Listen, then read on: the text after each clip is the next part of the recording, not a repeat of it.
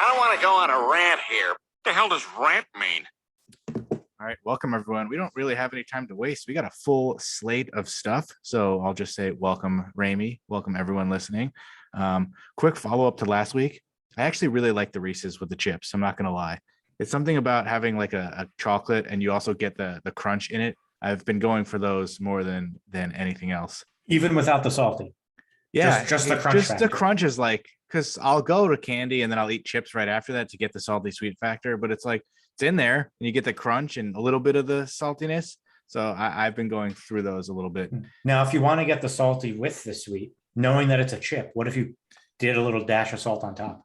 I could either do that or just take an actual chip, put it on top of it, and just eat the whole thing together. Well, then you're double dipping the chip, really. That's true, but I'm not gonna get too complicated. I'm just gonna shove whatever's in my face I can. When do you usually have them? All at certain points, like the mini Snickers are my go-to, where it's like late at night and I'm like hungry, but I'm not gonna go make like a fucking sandwich, so I'll just throw a Snickers in and I'll be like, that'll be enough to get me through the night, stuff like that. But the Reese's are the big cups, so I'm not like going through like 3 or 4 a day. Well, I wasn't sure, like you're having them at work, you having them at home. I could bring them to work, but I have a bunch of other snacks I can bring to work. So if you were gonna have them at work, throw like a salt packet in your pockets. Yeah, just what are you doing? Just seasoning my Reese's. What are you talking about? It's normal, right? So then I have another taste test. This is completely not new or anything, but I've literally never had Mountain Dew Code Red.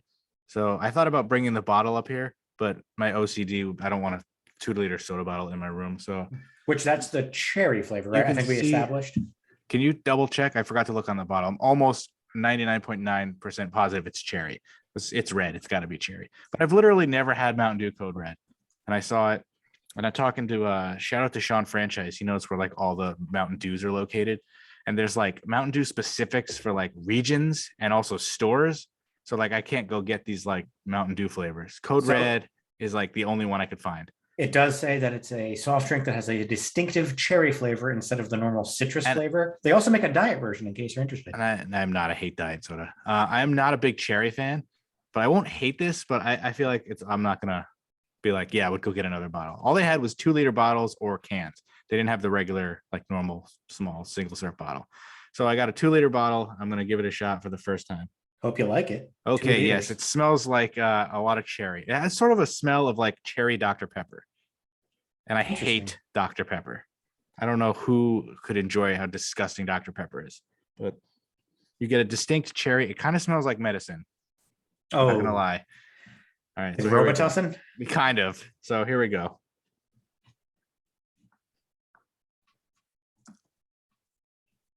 The cherry taste is way less powerful than the smell. That's very mild. You hardly taste any cherry. It smells very strong, but the taste is not. It's not too overwhelming with the cherry. I like who would choose this over regular? A little bit. It's like very distinct. Well, I think somebody would choose it if they don't like the citrus flavor of Mountain Dew. But then why are you even buying Mountain Dew? Is Mountain Dew even citrus flavored? I don't know how to describe what Dew tastes like. It's like. So have you ever noticed? I don't know if you drink a lot of soda, but like bottles, I rarely, and fountain soda all taste completely different. Like I get the fountain soda because it's the CO2 in it, but like cans and bottles taste different. It tastes different if you pour it in a cup from the bottle. Maybe I'm just a weird taster. Like I'll taste water, tastes different. Same water in this as opposed to like the plastic Poland Spring bottle. That happens to me. That depending on what vessel I'm drinking out of, it tastes different. Like, there's nothing better than water out of a plastic bottle. I don't know why, but like I love that. So it does say that original Mountain Dew is citrus flavored soda. The soft drink is unique in that it includes a small amount of orange juice. I did not know that. Really? While some have compared Mountain Dew to lemon lime soda, it's largely distinct and unique from them and has spawned many imitators of its own. It's very different from, and one thing on soda has like, Pepsi and Coke, they do the same stuff. Nobody has ever been able to come close to Sprite. Like Sierra Mist, literal garbage. I will never forget. We were out to dinner, barbecues in Westport, which is gone now. And the lady I was like, I'll have a Sprite. And she was like, Sierra Mist, okay? Because sometimes they won't even say that. No, it's not okay. And I was literally like, it is absolutely not okay. Thank you very much for asking. I'll have a Coke. A lot of times they'll just give it to you. Like, they'll just give it, or like if you order a Coke and it's only Pepsi, they'll just give you that. Like I appreciate when they're like, is Pepsi okay? Because some people it's not. But like I prefer Pepsi, but I will drink Coke. But I nobody can has tell been- I can tell the difference of between course. them. I don't mind either one. Alex if I is have to have it. convinced that like they're all the same, and I'm like, I could tell the difference between Coke, Diet Coke. It's like it's very Same. distinct. But like Sierra Mist is all. How could it's lemon lime soda seems pretty simple, but nobody can come close to Sprite. Coke has that by miles. So this isn't. It's not bad. I wouldn't ever go out of my way to get this. You But wouldn't get it instead of regular would- Mountain. no. And- Regular Mountain Dew is what your go-to is if you're getting Mountain Dew. yeah, and they Okay. were like 2 for $4. So this only costs $2 for the whole bottle. So like I'll finish it, but I gotta stop drinking soda. But when you're eating shitty food, like you want soda. I don't want water with that. Like I had chicken teriyaki today from the mall, and like I wanted soda, so I had a Mountain Dew Kickstart. Literally, that's all I drink. If I'm not drinking alcohol, I drink water. That's it. Yeah, I drink a lot of water, but too much soda.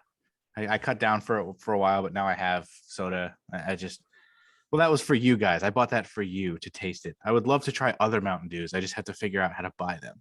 Like there are a lot of random flavors. Like I think the apple one is like the Midwest only, and like either they focus group that and only people in the Midwest like that. Why would you cut off your possible like audience? Why would you not offer it everywhere? Just make less quantities if people up here don't drink it. Yeah, that is a little odd. What about Amazon? I've looked everywhere. There was like a Dew, not a starter pack, like a variety pack that was like sold out. What was that stuff that I got that was due for you when we lived in the same house? Was it Kickstart? Did you bought me Mountain Dew? I think so. You had me order it. You found it and had me order it. Oh with yeah, that was Prime. the Kickstarter. Yeah, the Kickstarter, the Kickstart. I still drink that. The orange Kickstart is really good. Doesn't really give you much of an energy boost. It's just regular soda, but I hate Try energy cocaine. drinks too. I should, because I've drank Monster and stuff, and like I'll take 2 sips of that and I'll feel awful. Like you get fucking like wired off of that. I don't had know a how people coffee. drink full cans of that stuff. I had a coffee last week that had like 4 shots of espresso in it. I swear to God, like 7 hours later, my heart was still racing. I'm like Yeah. buzzing. I'm like going everywhere. Literally 1 sip, and I'm like, oh my god, and it tastes gross. Like I don't. It's just disgusting. All right, so that was the taste test for this week. I don't have anything else on board or coming up unless Ramey finds some obscure bullshit to send to me. Like it'll be disgusting stuff. Yeah, I'll look for something like absolutely awful, and then we'll both do it. But like I won't even need a Whopper. So like you can't That's go true. too insane. You have to buy something. We'll probably have to. It would be more fun if you just sent me something and I opened it. But if it was like ketchup flavored something, I'd be like, you just wasted your money. I'm gonna send you a Whopper. Speaking of sending, do you have the package with you, or do we have to pause this for you to go get? I've almost forgot about that. Okay, I feel like let's just get that out of the way now. Because this is I never looked at ship to. Oh wow, Chris Daniel Alisi Ramey. Well, but he didn't have Daniel Alisi Jr. I didn't want to put I felt like that was too much. I didn't need that. But I want to This see sucks your a lot. reaction to this. It's the first ever This That Rant merchandise of this kind. I wish it was underwear. Let's see what we got. Let's see what we got. Because you wear these. Ooh, it's adjustable. It's an adjustable apron. Oh my God. Because you've worn that red apron, and I was like, I saw this. I was like, this is something you would absolutely wear around the house. 100%. 100%. The This That Rant apron. How does it look on the? Is it like high quality? Because I still don't have Yeah, one. it's really. When I was opening, I'm like, why does this shirt feel so weird? It's an apron. Like it's a legit apron. I like And it. is the print quality of the logo good? Yeah. And it's centered and stuff. Because I know our 100%. awesome Lorenzo Bros. I guess the logo was much bigger, so it was like here all the way down, and the Rant is just sort of smaller. So I couldn't really tell if it's. Wearing that later. So when you cook, you just wear the This That Rant apron.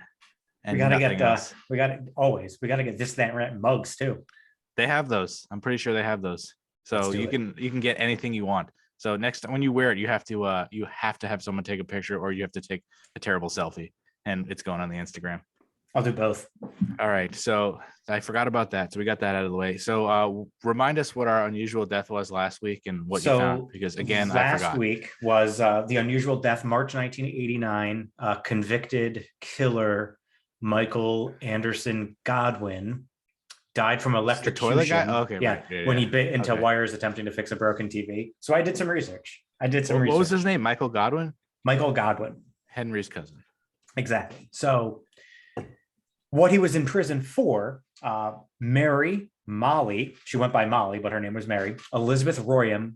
She was a 24-year-old woman from South Carolina. On January 12th, 1980, Ooh. she was found dead in her apartment. Aw. An investigation ultimately found that she had been a victim of sexual assault and then beaten to death with an electric iron. Wow. Ouch. Michael Anderson Sloan, who also used the last name Godwin, was on work release from a local prison where he was serving a sentence for robbing a woman at knife point 3 years earlier in 1977. So Godwin's not his real name? Correct. Oh, but that's what they list him under on Wikipedia? Yes. He Interesting. went by both names. So his real name was Michael Anderson Sloan, aka Godwin. So he was on work release from prison for robbing a woman at knife point 3 years earlier. Why is he on work release? But that's beside the point. The police were quickly able to determine that Sloan, aka Godwin, had murdered Mary, and he was arrested. Wow, that's fast. He went on trial for Mary Royam's murder in 1981. That's He pretty was quick. convicted of murder and sexual assault and sentenced to death via electric chair. You see a lot of these trials where it's like a few recent ones have gone pretty quickly, but you see some of these stories where it's like a 1980 murder and they went on trial in 1994. You're like, what Yep. the fuck? I don't understand how some of them They keep happen getting so pushed quickly, back. and then some of them get pushed back. And it pushed was back and pushed back. the Sean Taylor murder. I think they got pushed back like almost a decade for the It trial. was like 7 or 8 years, I think. Can you imagine like if you were innocent and your trial kept getting pushed back, how awful that just. Well, all the people that are in jail for 25, 30 years, like, oh yeah, DNA evidence cleared. Yeah, actually, you're innocent. Sorry about that. Yeah. Okay. Awful. So he was convicted of murder and sexual assault and sentenced to death via electric chair. Where was this again? South Carolina. Okay. In 1983, so 3 years after the murder, 2 years after he was convicted, Sloan, aka Godwin's sentence, was commuted to life imprisonment after his attorney managed to clear him of the sexual assault charges in a retrial. So he gets a retrial, gets cleared of the sexual assault. Was it a murder retrial? Or was it this probably just a sexual assault? I'm hoping just a sexual assault because he was retried, not guilty of sexual assault, I gotta guilty say of murder. That's a good attorney. At that point, if he already got convicted, I'd be like, whatever, dude. Peace. So Wow. that was 1983. Murder happened in 1980. Fast forward to 1989, where Sloan, aka Godwin, electrocuted himself. So he was seated on a metal toilet and was trying to repair earphones to a television set when he bit into the electrical cord, severely burning his mouth and tongue and fatally electrocuting himself That's nuts.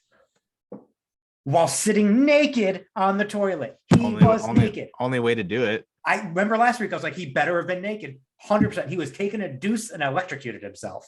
Oh my God. So I did further research. So according to the U.S. National Library of Medicine, the human body is naturally resistant to the flow of electricity. However, nearly 100% of this resistance is only effective at the skin level. So dry and callous skin is much more resistant than wet, salty tissues beneath. This is why when you get some wet, salty tissue. you gotta have that wet, salty tissue. Yes. This is why a lightning strike might only leave skin deep burns, while a small current of electricity can enter the body, surge through the heart, and cause a fatal electric shock. So the seriousness of the shock has less to do with the power of the surge and more to do with how the electric current enters your body. Don't fuck So with this electricity. motherfucking dipshit who's sitting buck ass naked on the toilet was safe as long as he was handling the wire. The second dumb fuck Godwin put the wire in his mouth, he gave the electricity an open invitation to fuck his life up. Wait, can you say his name correctly? Sloan, aka Okay, Godwin. thank you. So Wow. then when the electricity enters the body that way, it can cause serious damage to the tissues and the nervous system. I wonder And it triggered ventricular fibrillation, which caused a fatal heart attack. He electrocuted himself. Do you think he went through the motions of like, or if it was just like, 'cause I'm betting I he went hope through he the was like, motions of- "Ah." So now let's think about this for a second. So he was convicted of murder in 1980 for beating someone to death with an electric iron, Oh, yeah, I sentenced to didn't die think in of an that. electric chair, and then electrocuted himself. After he was commuted to life. Yes. So he wasn't Fucking supposed to karma. die. How old was he? Guess how old he was 38? when he died. How old do you think he was? 38? I think something like that. 42? 28. Really? 28. So he did this murder So when he was when like, he was 19, oh, basically. jeez. Wow, what an idiot. What a And waste of that time. means when he was on work release from prison for the knife point robbery, he was like 16 turning 17. Is he black? Is he white? Sounds like a white guy. He was African American. Was he? Yeah. Because I always forget to look at the pictures and like find out who these people are. According to prison authorities and the local press, he was a model prisoner at the Central Correctional Institute in South Carolina. He earned 2 college degrees during his sentence and was hoping to someday be released on parole so he could work with young people. Fuck yourself. I don't know. Fuck yourself. I don't know why. I honestly assumed that this was a white guy. Like, I don't know. I 1000% I thought it would be like a dumbass white guy. Yeah, I assumed it was a white That's guy too. interesting. I hope our death is that good this week. I But was really excited about that. this is going to be a very Ramey heavy podcast. So I apologize to everybody who doesn't like him, because you have a grocery store story and you have a rant that's a relatively new rant as of what, a couple hours ago? That's a couple hours ago, yes. So I've been waiting for this grocery store story. So last week, Randy, get on your I don't know, listening cap, because you're going to be super excited for this. put on your listening device. There you go. So last week when we finished recording, and I went to the grocery store because Kate and I were going to make dinner and she was running late coming from wherever she was. So I was going to the grocery store. And usually when we record, I throw on like whatever shirt I was wearing for work, because I, work from home because of COVID. So in between work meetings and stuff, I'll go downstairs and use the Peloton, work out, stuff like that. So like I'm business up front, party at the bottom. So we record, we're done recording. I'm like, okay, I'm going to head to the grocery store. So I change my shirt to put on like my workout outfit again, threw the workout outfit on, get my keys, get my wallet, head to the store. I get to the grocery store. I'm about to get out of my car. And I'm like, why am I so incredibly cold right now? There's no way you forgot pants. I was not wearing shorts. No. There's just no way. I was not wearing shorts. I had a zip up jacket on and my workout shirt. Forgot to put the shorts on. You had underwear on? Compression leggings. That's it. Did you go by yourself, or was I went by myself because Kate wasn't home? So I was going. I was going to say, if you both you forgot to put. I forgot to put the pants back on. Did you go home or did you go shopping? Oh, I was freaking mortified. I turned right around and went home and threw pants back on. And went How right back short on. are they? Do they go down to the knee? Yeah. So I could have. You probably could have gotten. I could have, but I was showing a lot of definition of where the testicular area was. How far is the? There's nothing down there. You know that. That's How far is the grocery store? About 5 minutes. Yeah. So it wasn't bad. Yeah, I live like 2 minutes from a Stop and Shop. Literally 2 minutes. Like I can't even get through like half a song. So like I 100% would have gone home. It would have pissed me off though.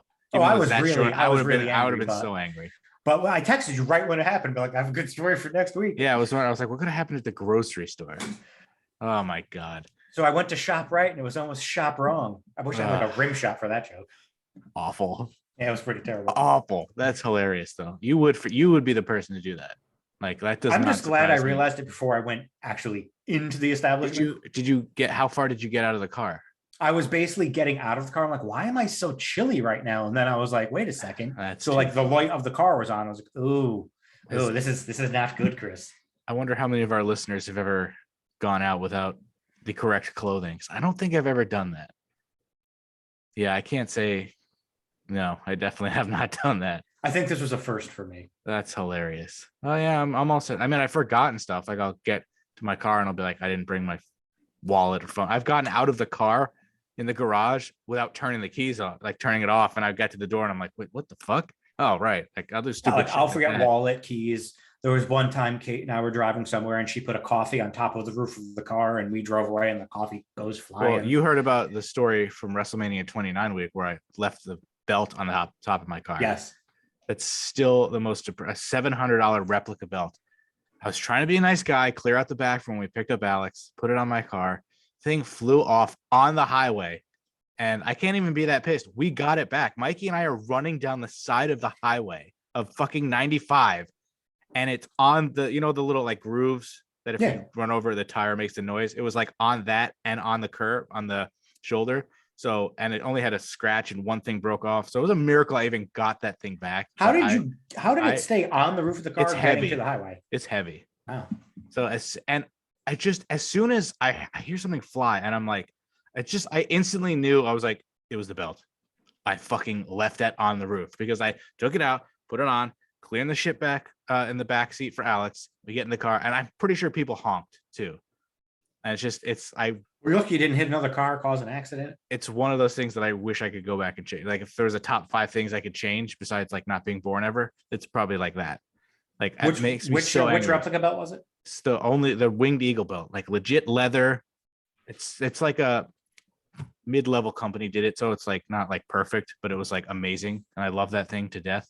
Now, you know, people that were driving behind it, if it was a wrestling fan, they see a title belt flying out the window. Yeah. Oh my God, John Cena. They probably thought John Cena But was it driving. could have flown off, hit somebody's fucking windshield, and destroyed. I could have been like, I've gotten very lucky. You could have Just killed even- somebody You or can get it back. Like and have it not be that not damaged. Really. and I don't think we even ran back that far. Probably less. I mean, if I'm running somewhere and I get there, it was probably less than a quarter of a mile. if but I'm like, running somewhere. I'm just like, Mikey, get out, go. So he runs, I get out, I start running. I guess I had to have gotten it first. It pains me to this day. So now I'm sad for the rest of the episode, but you can brighten me up with your rant. Well, actually, now I've decided, since the rant has not seen its conclusion, because there should be follow-up tomorrow. I feel like we have to hear it though. I feel like we need to hold off on the rant, because I'm curious about the rant that you were going to have about pizza. But it's not really a rant. It's sort of a what the fuck? Because I kind of want to hear. Maybe we do both, because you did your I almost said Amazon. What is it? Xfinity rant? That was sort of a half rant. It was a half rant, yeah. I kind of want to hear your rant. It was a semi rant. Because I can do the pizza thing. It's a very short story. Like we go order from this pizza place called Trumbull Pizza Company. It's very good. It's really called Trumbull Pizza Company? Yeah. So wait, is it in Trumbull? Yeah. Okay, just make So it's called Trumbull Pizza Company. And I was like, barbecue chicken pizza, cool. So I got like a personal one. Alex usually gets that. It has the barbecue sauce as the sauce. So I'm like, yes, this is real barbecue chicken pizza. That's the way to do it. So we got it again. I got a regular size, and it was sauce on the bottom, cheese on top, just barbecue sauce. I was like, this is the best thing ever. I ordered it again. He ordered it online for us. They did a regular pizza, no sauce, cheese, and then barbecue sauce just dribbled on the top. And I was like, how do you change the pizza? How do you have a store that has the same pizza, different recipes? And I was like, did somebody new? Like, why? What the fuck? I have an expectation now that I've ordered from you twice, and this third time it's completely different pizza, but I ordered the same thing. So I was like, whatever. Maybe they just fucked it up. It's still good. Fine. So we ordered it again the other day. Same fucked up, not on the bottom. So like, did you change your recipes recently?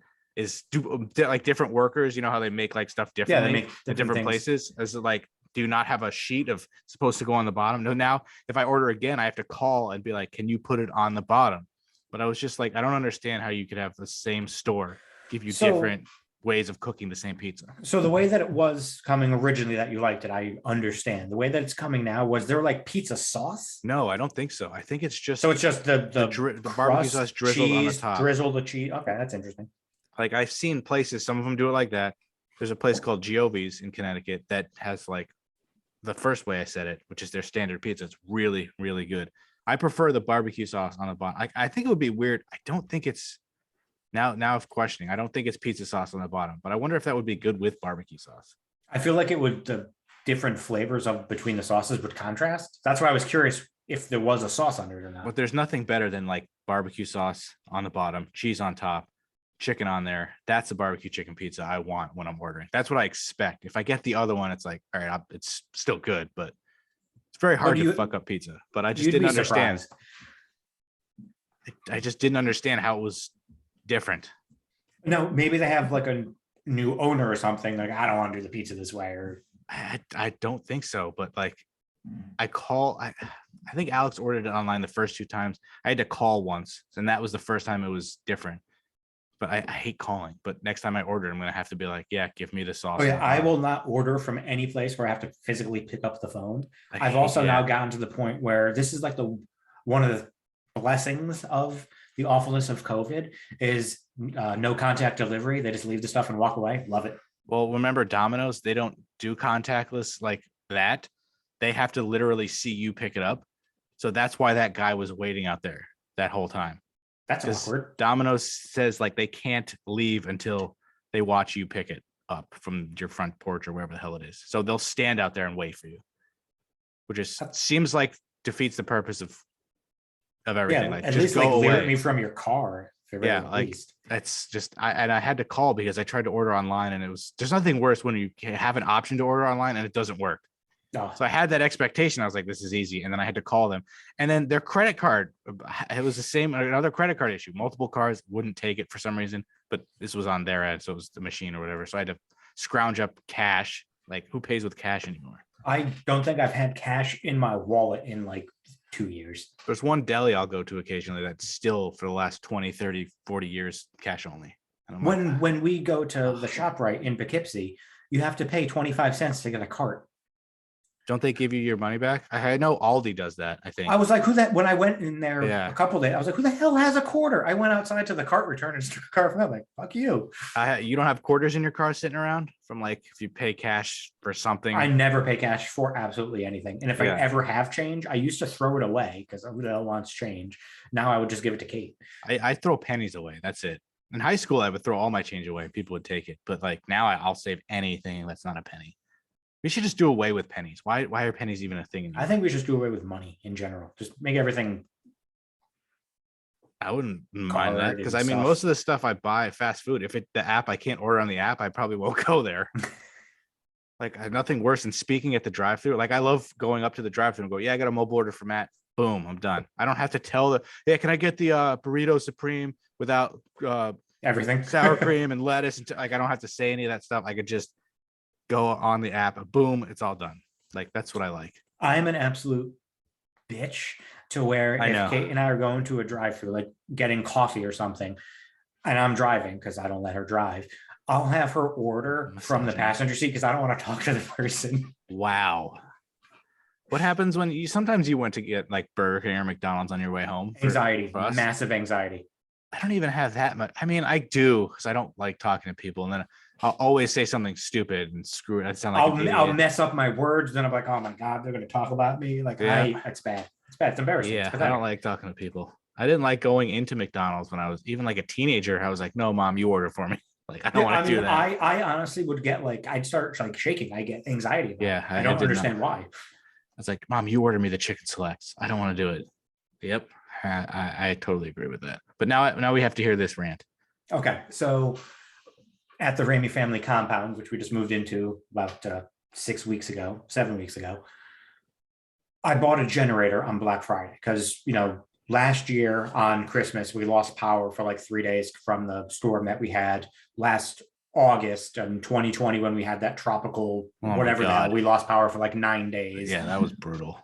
New house, needed to get a generator. Like, I'm not going to go through that. So what kind of generator? It's a portable generator, Westinghouse. Got a great deal on Black Friday. It was like 75% off. Spent like $400 on original, like $1,300. So I didn't realize how expensive they were. Have you seen the infomercial for the one with Survivor Man on it? Like the Generac? No.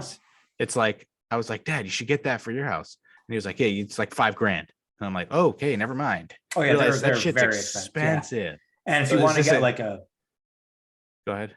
If you want to get like a generator that's like an automatic generator, you just flip a switch. Those are ridiculously like this is the one. Yeah, this is the one that just like goes on, and I'm always like, how does it know? Just know. So it's the one you got, like a gas powered one.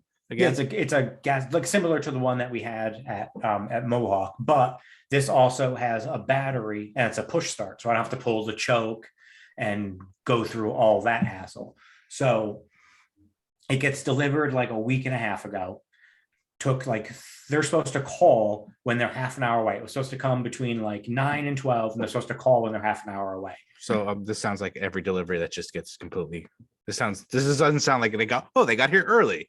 They got here half an hour early. Wow. They're really? Like, they ring the doorbell. Like, I'm not ready for them because I have to like lock the cat up and put pants on, that the whole usual, because I wasn't expecting them until they called half an hour before. So so they didn't call at all. They didn't call at all. They just rang the doorbell. I had to look on the camera to be like, who the hell is there? And it's them. They waited like 2 minutes, and then I didn't answer the door because I'm getting ready. They're starting to pack up to leave. I'm like, well, motherfuck you people. Wow. So I've run out there basically like half dressed, man. No, here, like, drop that shit. Let's do this. So 2 guys, they, do their thing. They drop the thing, roll it over. It's a 295-pound generator. Jeez. Great, whatever. So they drop it off, leave it, go on their merry way. I don't know shit about fuck when it comes to any of this type of stuff. So I call my dad. I'm like, all right, generator's here. You let me know when you want to come over and we can effing figure it out. And by we, I mean you effing figure it out because I don't know what I'm doing and just give me detailed instructions on what I should do. So he comes over Tuesday this week. No, Wednesday, excuse me, Wednesday. He comes over Wednesday this week and we're going through it. Like we open the box, all this great stuff. It's supposed to be like easy peasy. Well, first of all, you have to fucking put part of it together. Fucking don't tell me that. So I'm sitting there like we're trying to put the wheels on the damn thing. It's a 295 fucking pound generator. So you have to lift it up. My dad's fucking almost 70. I'm like, okay, you're gonna die. I'm a little wee man. So I'm like, I'm gonna die. So like he's lifting up part of the generator. So I'm trying to put the freaking wheel mounts in and all that. Great. We actually get through that. Awesome. Put the oil in, put the gas in. Let's fire this sumbitch up. Boom, flip the breaker on, press the on button. Thing starts up like a beauty. Like, oh my God, this is awesome. Everything's going to fucking work out great. So he's like, all right, let's plug something into it to make sure that, it works. The fuck you mean? It turned on. It's going to work fine. So I'm like, all right, whatever. So we plug a vacuum cleaner into it. Hit the bomb button. Nothing happens. Generator is running, mind you. The fucking generator is running. No electrical current. So we're like, okay, what's this mean? So going through the things, like we're looking at the troubleshooting guide and the fucking thing, going through troubleshooting. Okay. Went through all the troubleshooting. No electrical output. We're making sure all the breakers are on, flipping them off, nothing.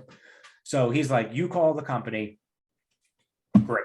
Call the number that's on the fucking thing. On hold. I'm surprised you didn't make your dad call. Okay, truthfully, he did. He did? Yeah, the first time. So we're both there though, but so like we're on hold 15 minutes, going through the thing, disconnecting. What do you mean we're disconnected? The thing hung up on. So I'm like, all right. So now I picked the phone. I'm gonna call this fucking number. On hold 15 minutes. Disconnected. I hope the company it was a fake company. Sold you one old generator that ceased to be in existence. Like what the so my dad's like, all right, I'm gonna go home. I'm gonna try to do something online. We're gonna figure this shit out. Don't worry about it. Wait, he went all the way home. It's like an hour and 20 minutes, isn't it? How like 45, like 45 from Danbury. I would have been like, I'm sleeping over. Figure this shit out. I'm not driving home. So he goes home. He like does something online to like open up a case with Westinghouse to have them fix it.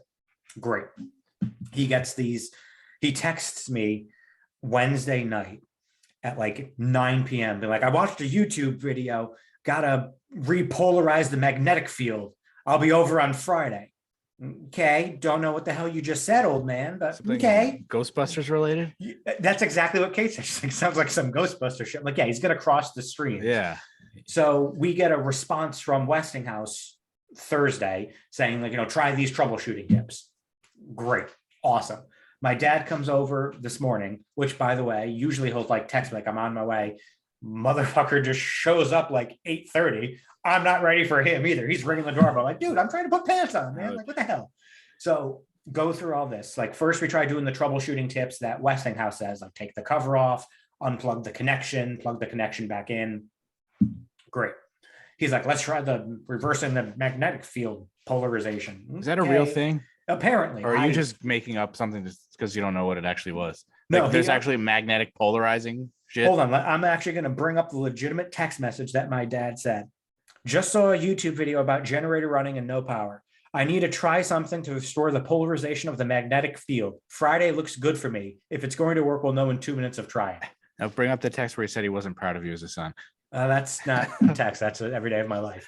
Wow. So the way that we did that is he got two drills, put them together. So like you'd hit one, it would move the other, hit one, it would move the other. And he plugs it in. I was like, all right, we're both going to hit the buttons of the drill.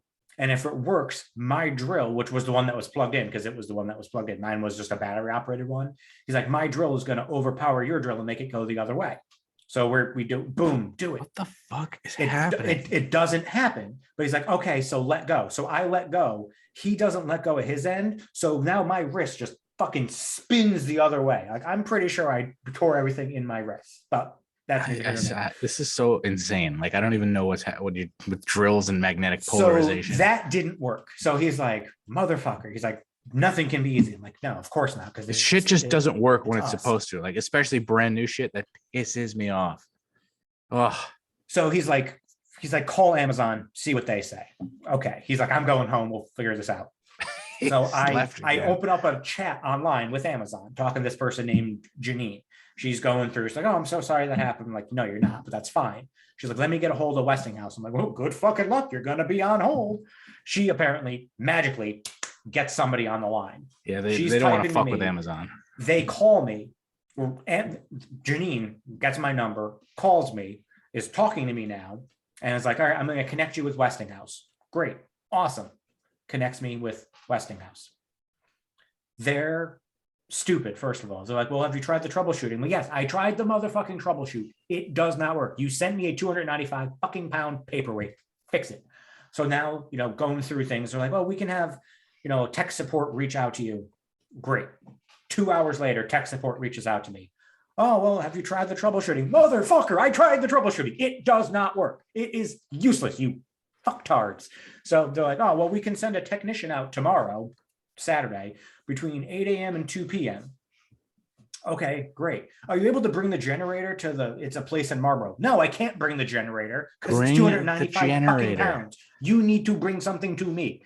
So going back and forth. So they're sending a technician out between 8 a.m. and 2 p.m. tomorrow to try to do exactly what I fucking did with my dad. It's not going to work, and I'm going to be really fucking pissed. Westinghouse sucks. Brand new, and it doesn't work. Brand new. I bet you they're going to figure out it's defective, and you're going to have to get a new one. 100%. I can almost guarantee you. I guarantee you, I'm going to freaking take a video of this idiot that's coming out tomorrow, and I bet you they're just going to do the same shit that we tried to do. I still don't understand the drill thing. Either, but it's supposed to, like, I don't understand. Like, was it like drill, like you're just holding drills, or were you in the generator screwing something? Well, no, he plugged his drill into the generator, which has no power, using my drill and to something. It was supposed to like get the electrical current into the drill, which then would go into the generator and reverse the polarization of what wasn't working, like the connection. I don't even know. Generator it was way over my shouldn't be that hard. It should be you put it together and you just turns on and works. I mean, the fact that it turned on, I was like, okay, so it's going to be fine. How is there no electrical output on a brand new? Oh, better than losing power and finding out it doesn't work. That's true. That's very true. That would have been terrible. So let me go fire up the generator, and there's no power still. So needless to say, we're going to find out what happens after tomorrow. So it'll be a follow-up next week to how this worked out. I'm going to go out on a limb and say they're going to send you a new generator. And then I bet that one, there's a 50-50 shot that one doesn't work. Oh, I bet you this is going to be Or they're like, we don't have any more of those models. You're going to have to pay full price. If I was a betting man, I bet you're absolutely right. It's disgusting. So that was my rant that I spent through this afternoon. See, that was not on the agenda until a couple hours ago. So anything can happen in this podcast.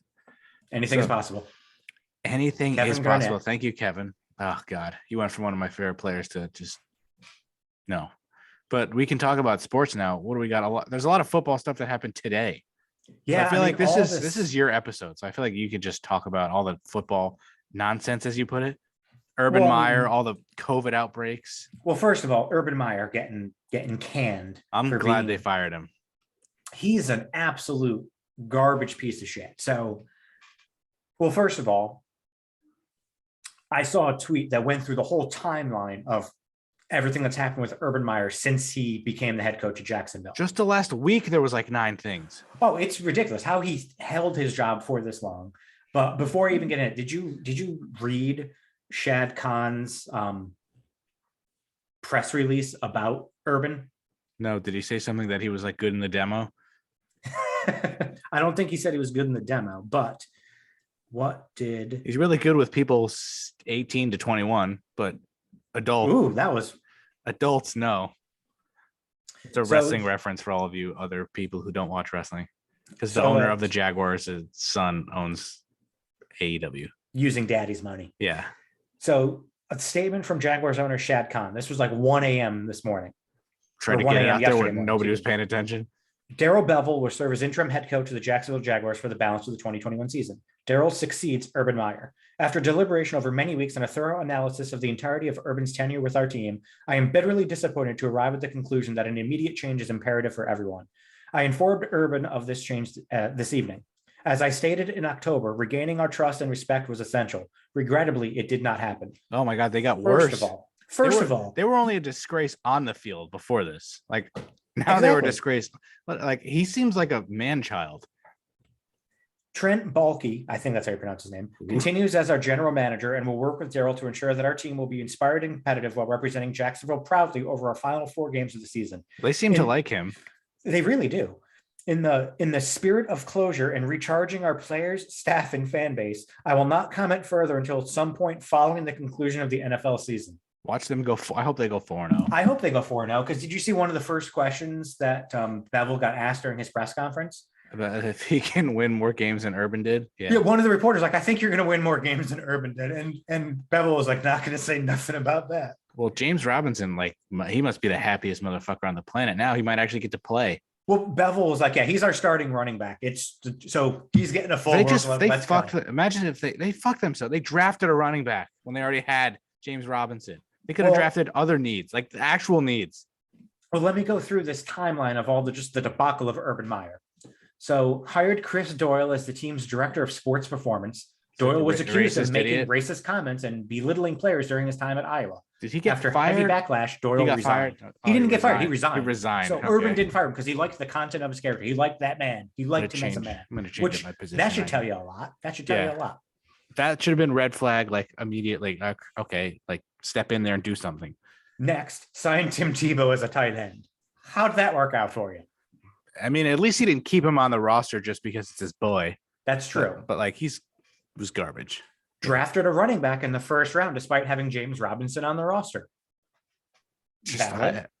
Like that one, that's a football move, and like that kid's supposed to be good, but you don't. That's not a need. It wasn't a need. You needed offensive line. You needed all these other things. You already have a good running back that came from nowhere and is making no money. Yeah. Why draft one to take playing time away from that's going to make more money than what was it, like 25th or something? Did they have 2 first-round picks, or was that their only first-round pick? I can't remember. Well, they had Trent. They drafted Trevor Lawrence. So so it was like 25th or something like that. Yeah, that's dumb. Openly admitted that he was hoping to draft Kadarius Toney with the pick they used on Travis Etienne. Wait, Toney went before that. Toney went before that. So he was going to draft. Don't they have other needs besides like offensive skill positions? Yeah, he's an idiot. Told reporters that they cut players due to their vaccine status. The NFL Players Association to open an investigation to those comments. I'm gonna give him the benefit of the doubt on that one. I think that was actually smart to cut players that weren't getting a vaccine. But did he actually? Since they didn't. No, I don't think he actually did. I wish he would have. That would have been something good in his corner. But so now let me ask you a question. What pick was Trevor Lawrence drafted? 1. Had an open competition for starting quarterback between Trevor Lawrence and Gardner Minshew. Minshew was later traded, but split valuable first team reps with Lawrence. Yeah, I feel like you got to, especially with a new coach, you got to go all in on the fucking number 1 pick and just get rid of Minshew right away. Now, here's where we get interesting. Didn't travel with the team after their week 4 loss to Cincinnati. Viral videos and photos emerge of him with a woman other than his wife. Wait, so he went home on his own? Yeah, he didn't travel with the team. He stayed, said he was going to watch some, like his son or something at a football game or something like that, but then was out partying with some chick that wasn't his wife. Idiot. Report says he called his coaches losers. Argument with Marvin Jones.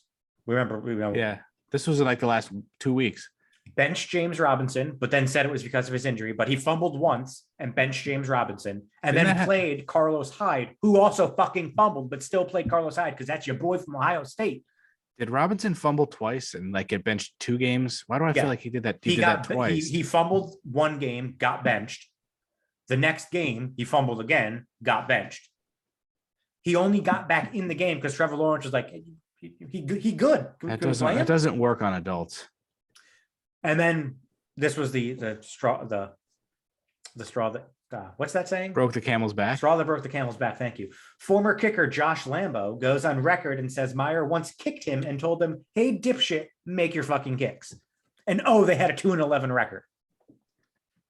Absolute disaster. He shouldn't coach again anywhere. So I don't think he will. I mean, even in college, like he should. Some idiot's gonna hire him, but he shouldn't, because if this is how he's treating professional athletes, how is he actually treating kids behind closed doors in college? I don't know. His daughter said he was nice, so I'm gonna go with that. So they had this, they showed of all the coaches since 2000 that have gone directly from college to become a head coach in the NFL. They're all bad. So there have been, since 2000, 12 head coaches that have gone from college directly to become a head coach in the pros. I'm going to name you some of these coaches, and you know, some of them are actually good. So we have Jim Harbaugh. He was good. Oh, for the Niners? For the Niners. He had a Yeah. 695 winning percentage in the Niners. That would good. And left. Yeah. Chip Kelly.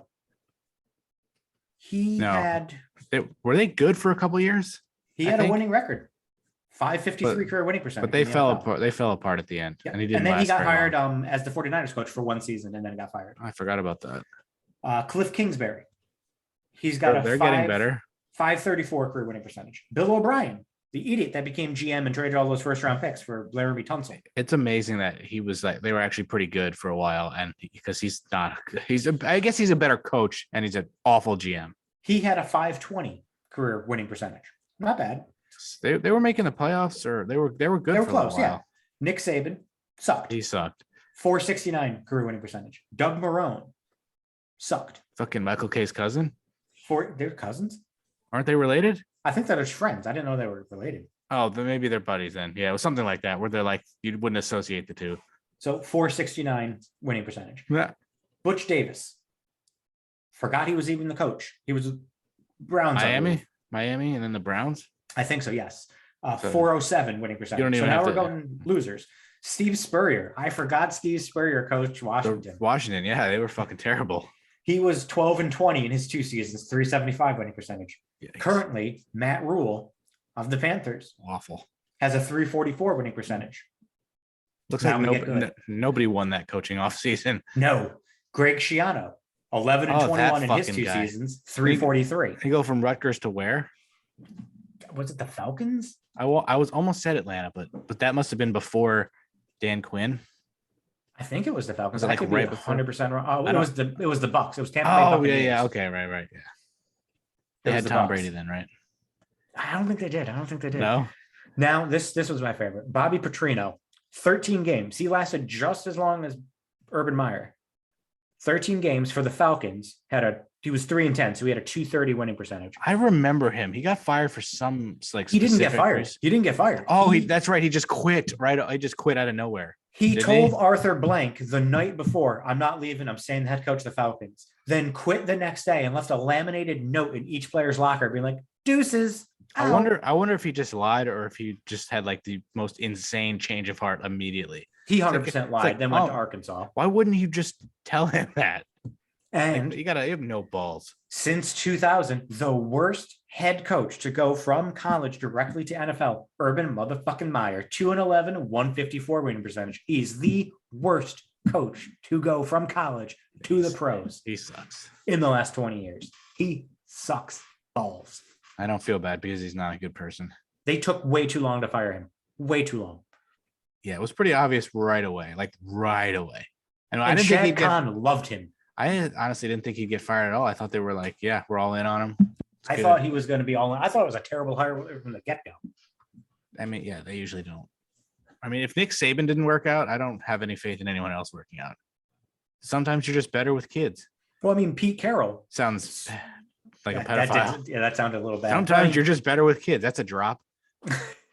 Pete Carroll was bad as the head coach of the Patriots. Yep. Well, he wasn't bad. He had a decent record, but he wasn't Yeah, good. wasn't He great. went to USC, became great, Cheated. and has had some, pretty great success until recently with the Seahawks. What do you mean? They're great now. Well, I wouldn't go that far. Great at being awful. Bad. Yeah, great at being bad. So Yeah, now Urban Meyer sucks. And now we get into the whole. Well, first of all, the Bears placed Andy Dalton on the COVID list, so Justin Fields definitely staying the starter. There's been probably 100-something players that have gone on the COVID list in the NFL over the last few days. I mean, 6 players on the Browns are on the COVID list. 20-something on the See how Washington football the team. NFL flip flopped. If there's an outbreak for unvaccinated players, you're going to forfeit the games, and now they're moving the games. So they just want to make money, I guess. And apparently, if you forfeit, you don't You don't get paid. So it's like, all right, of course they don't want to, the players wouldn't want to do that. But like you said, if you have an outbreak because you're not fucking vaccinated, you're going to forfeit games. They shouldn't have said that to begin with, because the NFL doesn't want to. There's 7 days in the week. You just play a fucking game somewhere. Exactly. But also they don't want to lose the money. Yeah. Because you're going to lose the ticket sales and all that. So there was never a chance they were going to have teams forfeit. So you shouldn't have put that in there. But I mean, now, the Browns, who today placed like 7 more people on the COVID list, but they did activate one guy. So yay. The Rams put a ton of people on the COVID list. But it's also fucking up people who, like, first, if your team has an outbreak, it's your fault. You should field the team. But now, like, I think the Eagles get pushed back and then they have to play on a short week. All those teams not that they're going to make a playoffs or anything, but like teams are getting screwed even though they don't have outbreaks. Well, now they're playing. The Eagles and Washington game got moved to Tuesday. The Eagles then play the Giants next Sunday. Yep. Washington plays Sunday Night Football against the Cowboys next Sunday. Hey, at least they get a few extra hours. That's true. Now the Rams and who were the Rams playing? Seahawks. Still no fucking word on Darrell Henderson, who's been in the protocol for like a week. I need to know these things. That's never a good sign. That's never a good sign, though. They got moved to Tuesday. The Browns got moved to Monday. But I mean, so the Browns game got moved for 2 extra days. All these teams got moved 2 days later. What's the realistic expectation that these guys are actually going to come off the COVID list? They could probably still be on it for both games. Then what are you going to do then? Especially if they're unvaxxed or if they have symptoms. If they're asymptomatic and they test negative, they have a great chance of coming back. But like, it's. We're doing so. What is this, week 15? Yeah, week 15. We were doing so well, and all of a sudden it must be like Omicron. Yeah, it's definitely like, Omicron. It's more transmissible. It seems to be at least more mild symptoms, which is a good thing. But there's going to be a team, and I bet you it's going to be motherfucking Dallas, mid-January playoff game. Best players are going to get COVID. They're not going to move the game, and then they'll be screwed. Let's hope. Well, let's not hope. I would be totally fine with that if they canceled the rest of the season, just as long as Dallas doesn't win the Super Bowl. There's no way Dallas is going to make the playoffs, but they're not a Super Bowl contender. I could see them beating the Bucks. They can beat anyone, but I don't see them winning the Super Bowl.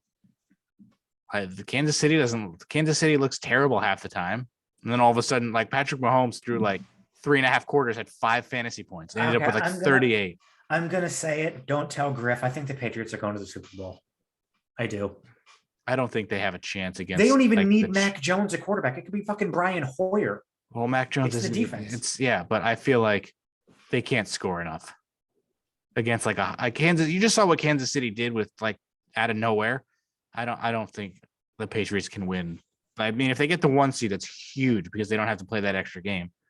But like, we're gonna get their NFL's rigged. We're gonna get Bucks Patriots. It's gonna be awful. Yeah, there's not a doubt in my mind. It's gonna be absolutely awful. God, the Patriots are just like the least deserving. I said this last week. I think that like the least deserving fans and team that you don't get 1 year of shitty and then back to normal. I hope Mac Jones is just terrible. Once they were like, all right, we're gonna let you like actually play and do stuff, and then he just shows that he sucks. I don't think that's gonna happen though. I think because if you put Mac Jones on the Jaguars, they're probably even worse. But you put Trevor Lawrence in New England, they're probably the same. Yeah, I don't think they're any better because he's having a bad season. But he has no talent around him. I mean, I get there was wind, but you threw the ball 3 times. Like, there's no other quarterback that would have done that. Like Josh Allen didn't throw it 4 times. Like they actually threw the ball, but they don't ask him to do that much. How'd that work out for Josh Allen? He's not on the injury report anymore. So he's healthy, so that's a positive. Because I picked up Kirk Cousins, which pained me to do. To have that idiot on my bench. So just in case, Josh. And then another league, I picked up Taysom Hill, who's apparently a fantasy god. Well, because he runs the ball every down, basically. Can't throw. He had like 28 points every week. But remember you and I texting when I said that I had Justin Herbert and I didn't want to drop Jalen Hurts just on the off chance Herbert dies. You're like, just fucking drop him. It's late in the season. I'm glad I haven't because God forbid he's going to get COVID in the playoffs. Yeah, but Jalen Hurts sucks. They're going to just play Minshew. Well, he's great for fantasy, though. He's one of the top fantasy quarterbacks because all he does is run the ball. But he's not even going to play. Yeah, probably not. But so it's not worth having a backup quarterback this late in the season. There's only 4 teams left that are gonna fucking care, and we all have quarterbacks. If I was one of the teams that wasn't influenced, I'd pick up every freaking available quarterback to fuck with somebody. Like we have Mahomes, Stafford, Allen, and then you have Herbert. Nobody's picking up Jalen Hurts. I'm sorry, unless Josh Allen dies, and even then, I'd take Kirk Cousins, which is disgusting to think about. I'd actually probably pick up Taysom Hill just out of principle. Just out of principle. Fucking Kirk Cousins, what a dick. So Yeah, we have. Oh, go ahead. Sorry. I was just gonna say we talked about Urban Meyer and that bullshit of the fan. We kind of sort of touched on fantasy, like Well, I mean, the football nonsense was basically what we were just talking about. But does anyone care about our fantasy? Like I traded away my 4 best players and I made the playoffs. I'm very proud of that. Like that's the best job I've ever done. I traded for 2 of your best players, and Yeah. I made the playoffs from nowhere. So Patterson helped you, but you kind of they didn't really do anything for you a lot because Robinson was hurt a couple games. Robinson's Patterson been missed a hurt game. and bench, but the times that Patterson has played, except that 1 week that he was on my bench because I didn't think he was gonna play. Because I like this league where if it rewards you for paying attention. Like if you're in a league with waivers and you're watching a game and like Eli Mitchell that first week, I picked him up, boom, immediately. And he's been like one of my best players. If you don't have a top waiver pick, nothing. You don't get rewarded for anything. And I'm in a league where there's not even a free agent budget. So if you're last, you're completely screwed. But That like, sucks. I don't like waivers for people who aren't like, if you drop somebody, they'll be on waivers for a day. So if I dropped a player, you can't just pick them up immediately. There's waivers. So that's what the budget's for. But like, I like when I'm watching a game on Sunday, somebody's playing well, I can pick them up immediately. Well, that was like whatever day it rewards- was that Keenan Allen and Mike Williams all went on that COVID list for the Giants game. I picked up Jalen Guyton right Yeah. away. It rewards people for paying attention. And I get that people are working. And so I work sometimes, but it rewards people who are watching the games and they can just add people as they want to. So that's the way we do it. Like there are other leagues. If you're running a league, you have to at least do a free agent budget, because if not, then it sucks. Because there are people. I had McCaffrey and I tried to pick up Hubbard and somebody else got him. So every time like Clyde got hurt, I tried to pick up Williams. Somebody else was ahead of me. Couldn't put my budget in. There's no budget, so it sucked. But I'm gonna probably, since I think you'll win and I'll probably end up losing, I'm pretty much locked into the 4 seed. Well, no, I think you're gonna get the 3 seed because I'm not projected to lose because Yeah, but Tyreek Hill went off last night. I'm also, I think you're like projected to be like identical tie, almost like 171, close. 171. I'm projected to like my team's projected for 140 and you guys are in the 170s. So Hector is, I think, the clear favorite, but I've beaten him twice. So when he beats me the 3rd time, I'll at least be the only guy to put some L's on him. Oh, so that'll be like when Dallas beat the Giants 2 times in the regular Yeah. season and then lost in the playoffs. Except reverse, you're the worst. I'm the team. worst team, but I somehow beat him twice. But I kind of wanted to make the finals at least to get my money back in like $50, because I get all the money and it goes into my bank account. I don't have like a separate account for it, so like it goes through and I spend it. So it's like I got to give Hector $400, and then whoever comes in second gets $100. But I at least made the playoffs. Not that you get. And we were talking about this with Hector. He wants to do like a punishment for last place. Like, you know, how if you lose, you have to do something. But we trade draft picks. So it's sort of like if there was a punishment for last place where I had to do something, I don't know if I would have traded away all of my players, because I fully thought I'd never win another game. Yeah, I was projected to season. lose like Yeah, every every single week. game. And I somehow got lucky a few weeks, and the rest of the league in the bottom 3rd is just not good. So I was able to pick up some wins and I made it. I'm 9-5. I'll probably finish 9-6. 10-5. Best case scenario is a 4 seed. But like I wouldn't have made those trades for next year if I had to like go to IHOP and eat like Yeah, but 100 think about it, pancakes. you're the 4 seed at 9-5. I'm the 3 seed at 9-5, and David's the 2 seed at 9-5. We're all 9-5 right now. But you guys are like, I'm running out like backups. You That's guys true. have like actual players. So it's the fact that I got there is I'm going to change the rules and give everyone money now, just because I want to reward myself for not giving up.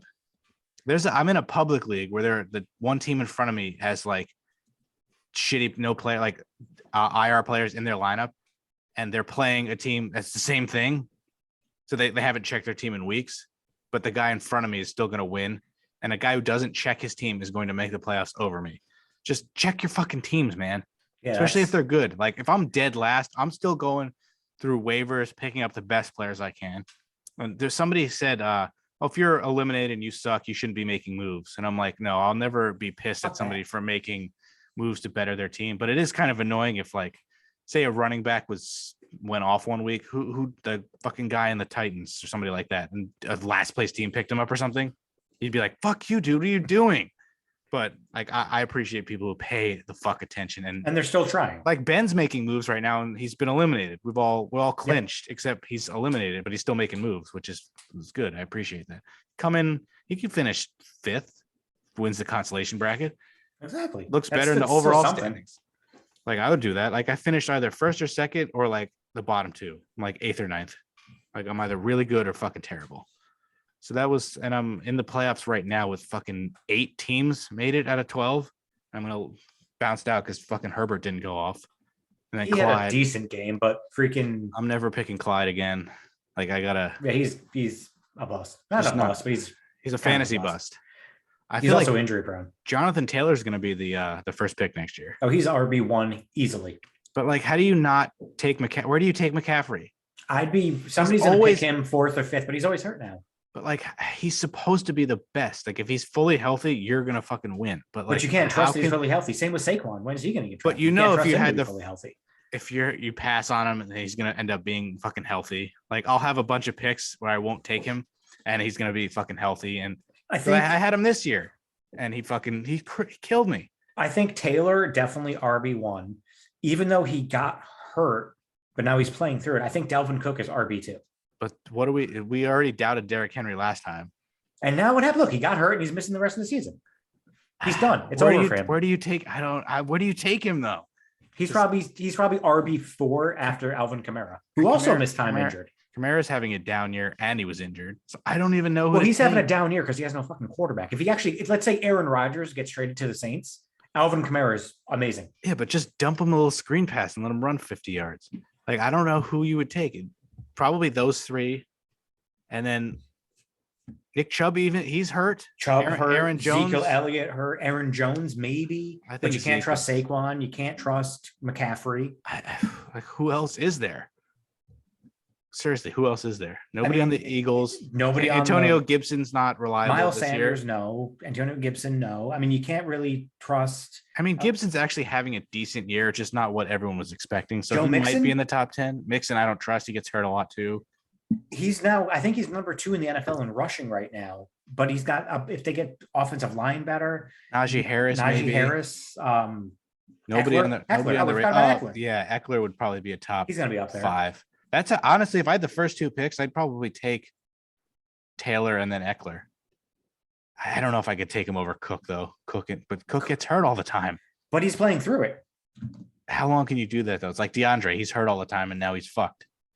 True. I don't know. So I just pulled up rushing stats for this season just to see like who could be. Aaron Jones is 24th in the NFL in rushing. That's it. He actually has fewer rushing yards than Tony Pollard. Well, he's also Dillon has more rushing yards. That's why you can't take him because they're the agent. That's why I don't know why they re-signed him. Are you ready for this? Lamar Jackson is 11 yards away. Oh no, I thought you were singing. Lamar Jackson is 11 yards away from being top 10 in rushing. Well, just think about how good Derrick Henry was. He was like 300 yards ahead of everybody. Like, I don't have words for that. I was convinced he wouldn't be that great. I told you he was going to break down and get injured, though. Did I not say that? You said he would break down. I don't know if you can consider like if you got hurt in week 1 and was lingering injuries, like that's breaking down. He just got hurt. Like that happens.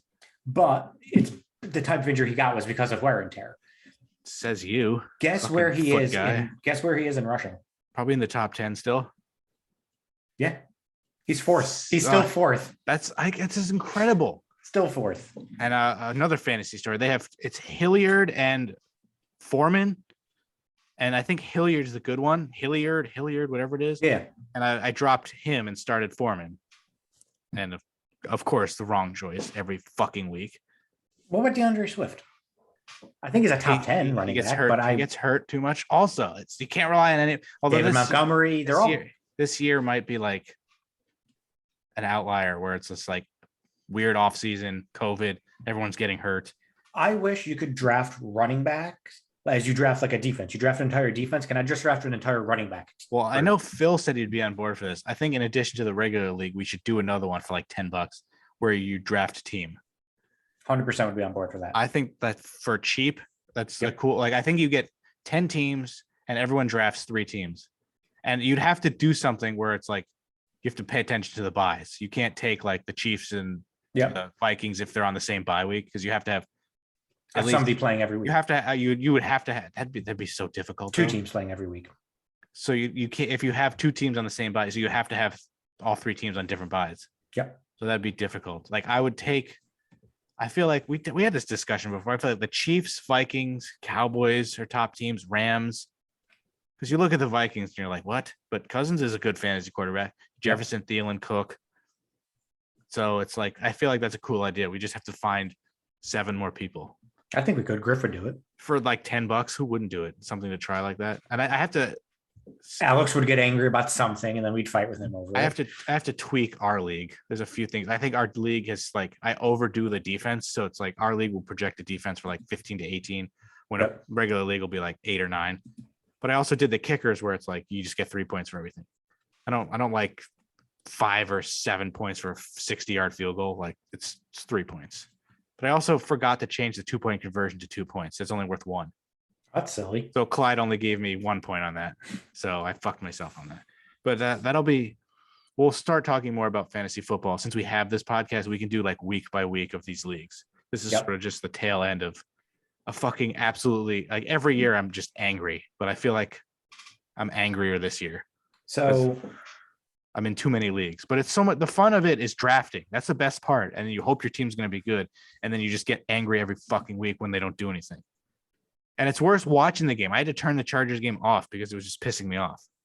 I was watching Herbert because I have him in the league. I'm already in the playoffs and he got a point shy of his projection, but Clyde did nothing. Eckler went over. So, and they don't even have a defense in on my opponent. So once they get one, I'm fucked.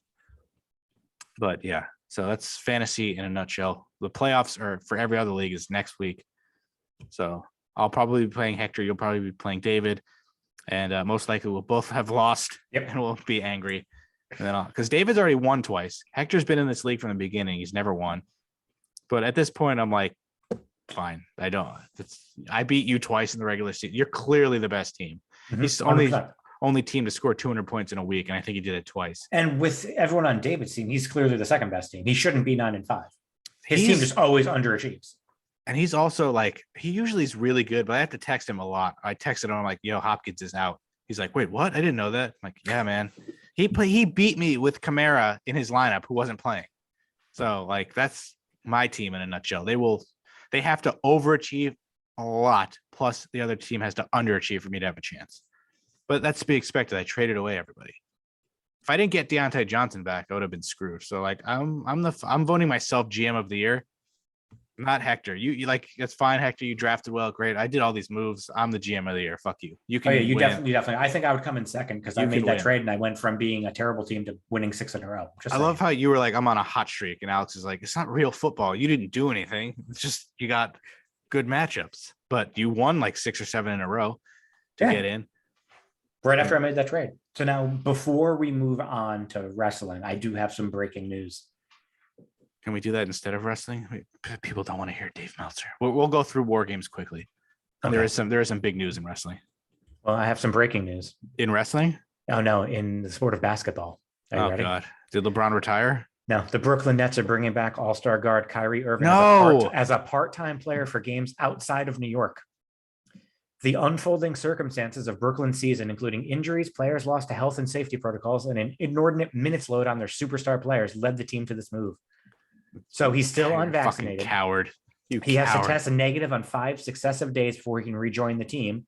And then once he returns, he'll have to test every day as an unvaccinated player, and he's only going to play on the road as a part-time player. You cowards. They caved. You cowards.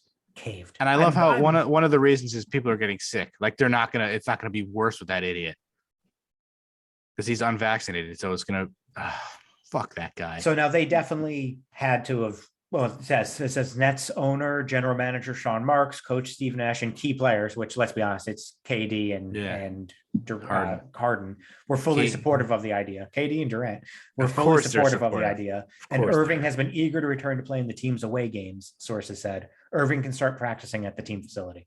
I'm not going to wish injury on a player, but I hope he tears his ACL. If he goes down, I'm not going to be upset about it whatsoever. I cannot believe the Nets fucking caved, though. I understand injuries, and they're still, health and safety. They're still the best team. I think it's because Durant's probably going to wear down. Well, he was supposed to be off the other day, but then somebody was out and they didn't have enough players and he had to play with a bum ankle. But he can't play in New York, right? Like he legally can't do that. Legally can't. He can only play. So they can't change that where they're like, hey, you can play for us at home. Nope. So imagine if they do that all year and you play a 7-game series and they have home court and 4 games he's not allowed to play. Why at the grow a set? I would rather lose and hold to my fucking morals. Speaking of morals, let's talk about somebody who doesn't have any. Fucking Dave Meltzer. So quickly, let's just. I'm super excited. Kevin Owens re-signed with the WWE. He apparently got like a $2 to $3 million deal, which I'm surprised it's not higher because you look at fucking AEW's paying the guys 6.54. WWE's doing 5.4. I'm surprised 3 was enough for Owens. When the AEW sources said that AEW wasn't going to match that, wouldn't be able to match that. I guess that's because they probably are paying Punk and Brian all these, and they're not doing anything. It's not. Yeah, but still, they have the money for it. They have endless money. I guess his dad's like, fucking no, dude. Sorry. I'm glad he's staying. I went from hating him because he's a fucking personally, he's a weird guy in terms of searching your own name and blocking people who mention you, which I said Kevin Owens seems to get butthurt a lot. Didn't add him, didn't mention him, nothing, blocked me. So that pissed me off for years, but he's just too good to not like. He also seems like a good person. Outside of that, he seems like a good person. But I'm just like, dude, why are you vanity searching yourself and then blocking people? I didn't even say anything that bad. I just said, and I was right. You do get butthurt a lot. You blocked me. And I've just fucking hated him ever since then. And then there was that one where I can't believe this didn't blow up. I called him a derogatory thing. I tweeted you. I was like, Kevin Owens is whatever. And then I had a burner account. And I was like, hey, could you unblock me? Forgetting that I'd said this shit.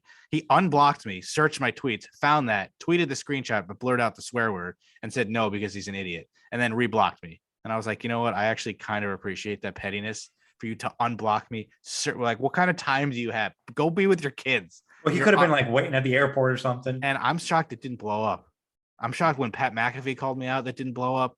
Like that was very mild. Sean Ross Sapp bullshit blew up more than this shit did. And Kevin Owens directly fucking mentioned me.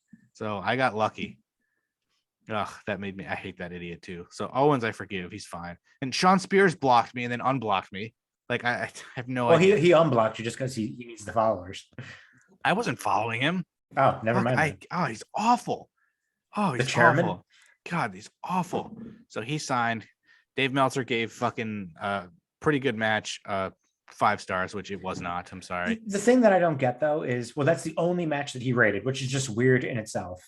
We knew it was going to go to the 60-minute timeline, and I got into Twitter exchange with Phil about this. Well, as much as I love Phil, he's not going to be unbiased about it. He's going to defend AEW. Well, no, and I understood his points, but he understood where I was coming. He wasn't. Well, didn't he have one of those tweets where it was like, if you thought this was wrong, you're wrong, or something like that? I just which I think was in response or directed about mine with But like, if Rob had said, if you can't see that the WWE would get shit on if they did the exact same thing, like I don't know. But also, it was Hangman's first title defense. He needs to get the clean win, and Also, Brian already had a draw, the exact same thing. If you don't want anybody to lose, don't make the match. I don't want to see a draw. That's so unsatisfying. Even if the match is great, it's unsatisfying. So like just everything they do you don't have to defend them just because you like them better. They can do something wrong. Like, don't give me that match if you can't give me a winner. And plus it was on TV. So the commercials were actually nice because the first half of that match was boring.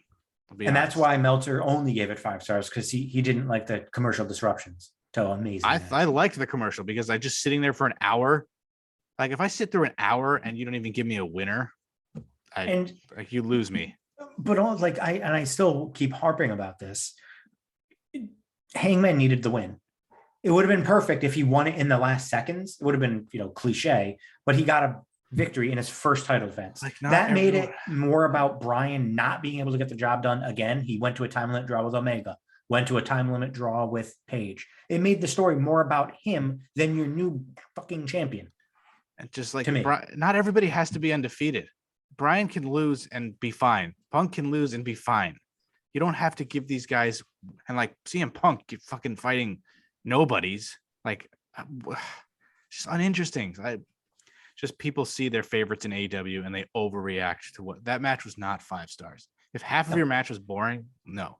It wasn't bad by any. If he said 4.5, I would have been like, that's fine. Okay. 5 stars. You're just doing it because I thought the Mania main event, Roman, Edge, and Daniel Bryan, was better than that match. And he only gave that Mania match, I think, 4.5. I thought it was better than the O'Brien, O'Brien, Omega, O'Brien, Omega.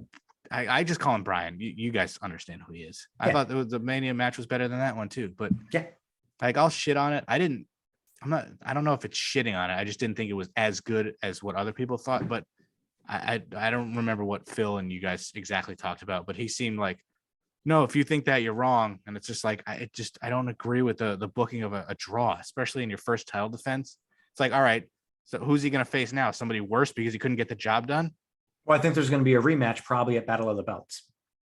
And then what? Then Bryan wins, or then then he loses clean. I think it's like you don't.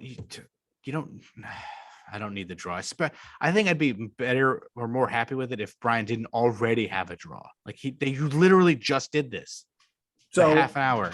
I told Phil, just like I said, Bryan could have lost right after that second buckshot lariat and not lost any standing. Heyman gets that big win. To me, not getting the clean win. He could have beat him in 25 minutes, and it's just fucking Daniel Bryan. It's Bryan Danielson. He's not going to lose any stature to anybody. And Phil said that, I might have a fair point, but anything minus straight terrible booking can hurt Page as a champ. But I think he's right. I don't think anything but WWE level awful booking could really hurt Page. But I don't think they did him any favors by not giving him a clean win. Well, AEW fans don't really. It doesn't seem like they care about that stuff. Anything that Tony does is fine with them. It seems like I'm not saying Phil specifically, but it feels like the majority of fans are like, well, I trust Tony. Whatever they're doing, you cannot agree with it. It's okay.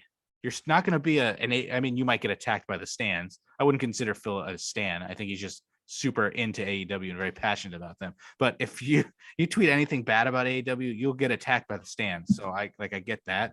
That's why I just turn off the reply function. People who don't follow me. But like you don't have to agree with everything they do. It's not perfect. Like, look at the show as a whole. It's not that good. He booked an 8-man tag and a 10-man tag on the same show, for God's sakes. I mean, and then a trios match the following week. I just am not super into AEW. I'm just not. There's bits and pieces that I enjoy. I like Jungle Express, which Alex didn't get the joke. He corrected me, and I'm like, you don't listen to the podcast. Jungle Express, I love them. I actually just love Jungle Boy, really. I like Darby. I wish he was a better person, but I can't Darby. like him because he's a piece of shit human being. Yeah. Who else do I like? Tell me who I like. You love MJF. You're a big Cody guy. MJF's growing on me a little bit because he's actually improved in the ring. So like, I can appreciate his in-ring skill. I think he's not as good of a heel as other people do. He doesn't do anything that extraordinary. He just makes fun of people. Like, yeah, it's super easy. He really is a less famous Miz, though. Like, let's be real. Much less famous. I think Miz is a better actual heel because he could get you pissed off at him just for like. Well, I said this to you the other day. Grayson Waller's promo on Tuesday on NXT made him a better heel to me. It was a better heel promo than what MJF cuts. Well, yeah, because MJF is just talking about how fat people are and how fucking stupid they are, or fucking Britt Baker. Like, I mean, MJF is good, and I would actually like to see what he would do in WWE, but I don't think he's leaving. Yeah, I don't think he is either. I feel like he's better off in the smaller pond of AEW. But I don't even know what other matches were on that show. Like, when you open with an hour-long match, I lose interest in everything. They had else. Serena like Deeb women's against match. Sheeta. I like Sheeta, 3. but I have no interest in that match. They had that squash match with Wardlow and Seidel. Oh, and then MJF's the super obvious booking of him winning the fucking Diamond Ring again. And then the whole huge reveal was Sting and Darby, and it makes the 6-man tag next week. And the super obvious Batista like or a face turn of Wardlow. Which the crowd's going to go crazy when that does happen, though. I mean, I like Wardlow. That's another guy I kind of like, but he gets it's literally evolution. You got that toolbox spear, it's just like Ric Flair, and MJF is Triple H, and it's like, okay, we get it, it's coming. Hopefully they don't fuck it up. But the obvious stuff isn't necessarily bad. But that draw was pretty obvious once it was opening the show. You're like, all right, they're going the whole time. And it didn't need to. It didn't need to. I already saw the War Games ratings on Twitter, but did? The only one that was like really was the women's one. I didn't think it was that bad of a match. I thought it was better than the 2 stars that he gave it. Much better than the 2 stars that he gave. And I think he gave the men's like 4.5. Yeah, he gave it 4.5. No, 4.75. He gave the tag match 4.5, which I thought was a great tag match. Yeah, I'm fine with those. The women's one I thought was at least a 3. Yeah, like I get it wasn't great, but I thought it was a 3 at least. I thought that was the most enjoyable War Games of matches that they've had. Yeah, for this year. I still like the first one. I don't know, because Undisputed, I thought they should have won like all of them, but it was weird having new guys in it. It's true. But all right, so I think that's it for the sports. I feel like we're gonna play Cameo prices, and then you're gonna run down your top 5 Christmas movies, which I said last week. I think Scrooge is gonna be on there. But how about wrestling Cameo prices? Since we were just talking about wrestling, I'm gonna find people on the page randomly, and you're gonna tell me how much you think they charge. How about how much you think they would charge, and how much you would pay for them? How much I think they would charge. So like, all right, the first one on there is Tom Phillips, aka Tom Hannafin, who I assume you remember. Now, is he face fucking me while he's doing that? That's priceless. So you can't put a price on that. So Tom Hannafin, wrestling broadcaster, how much do you think he charges, and what would you pay? I don't think I would pay more than $25, but I bet you he's somewhere like $250. Final answer? $275. I just went up. I went up. Wow. I would be so bad on the prices right. You got to give Tom Hannafin way more credit than that. You would pay $25, and that's what he charges. Oh, that's not bad. So okay. That's a good one. I'd probably do that for myself. Well, how about this? Hugo Savinovich. He writes in his bio, wrestling expert. Hugo former Savinovich. Spanish. I mean, if I'm being honest, I'd pay 0 for him. I feel like I would pay $2.99. Now, I feel like he's really leaning on his, wrestling expertise and being a former Spanish announcer. I'm betting he's going more than Tom. I'm going to say 50. Wow, you were correct with more than Tom. He's 30. All right, $30 too many. Now we're gonna get into somebody that everybody knows: Mick Foley, aka Mankind, aka Dude Love, aka Cactus Jack, aka Sexy Little Bitch. I feel like he could easily charge $200. Easily, I feel like he could, but I feel like he's a nice guy. Have a nice day. He's probably under 200, but he's not stupid. So more than 100. But he's not stupid. I'm gonna say 120. How much would you pay for him? I would probably pay 100. You were. What is going on with my microphone? You hear me? Yeah. All right. You were really close. He charges 125. Well, it was close. All right. How about your favorite? Temporarily unavailable though, Tony Schiavone. Why is he temporarily unavailable? Who knows? Maybe he's face fucking TK. I don't think I would pay more than $10 for him. He's also objective because some of these people we don't fucking like. That's true. I say he's probably 75. $15 seemed like a steal, to be honest. That's actually not bad. That seems like a steal. All right, let's do a legend, like a big legend, bigger than Mick Foley. Bret Hitman Hart. Why is Bret Hart even on there? I believe his price has changed. I want to say I saw him at a ridiculous price before, but this is where he's at right now. What do you think? We can skip because I don't know. It's a lot of money to pay for some of these people. Like, how much would you pay for a 30-second clip from Bret Hart? Like, I don't know if I'd pay anything for most of these people. I don't think I would pay anything, to be honest with you. But how much he's charging, I bet you he's more than Mick Foley. Bret's the man, though. 4 out of 10. He's more than Mick Foley. I'm going to say 150. He is 150. Bret the Hitman Hart, professional wrestling legend, it says, is 150. Ooh, how about this one? This is a good one. Aubrey Edwards. Why is oh God. Aubrey Edwards, referee, All Elite Wrestling. If she's more than $25, it's a goddamn ripoff. I'm gonna say 25. $45. Too much, Aubrey. Lower your prices. $45 for Aubrey Edwards. I guess she has a following of weird people. Ken Shamrock, UFC Hall of Fame. He says UFC Hall of Fame and Impact Wrestling.